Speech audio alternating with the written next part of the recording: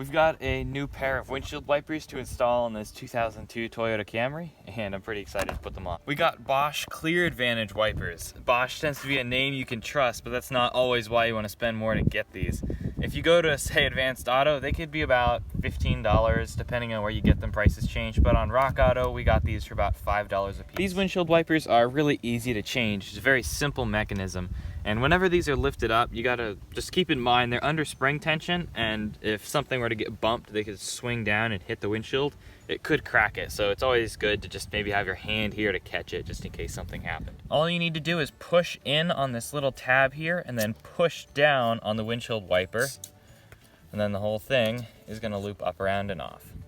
Whenever I swing this down, I'm just gonna be really careful and lightly set it there, just so it doesn't have the potential to swing down hard.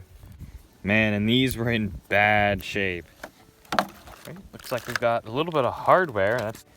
There's a few different style windshield wipers. The ones here that I'm holding are the conventional frame style, and then these are beam style. I think that the beam style are a bit better than the conventional, and the frame style tend to be a little bit cheaper, like lower cost than the beam style, but in this case we got these at a pretty good price. On these new ones, what you do is you open them up right there, and then that's the little loop that slides into the windshield wiper. This just slides up and in, just like that. There we go, and then we'll close it. Usually, depending on your car, there's gonna be one side that has a larger windshield wiper and one side that has a smaller one, so make sure you don't get those wrong. And we'll do the exact same thing to this side.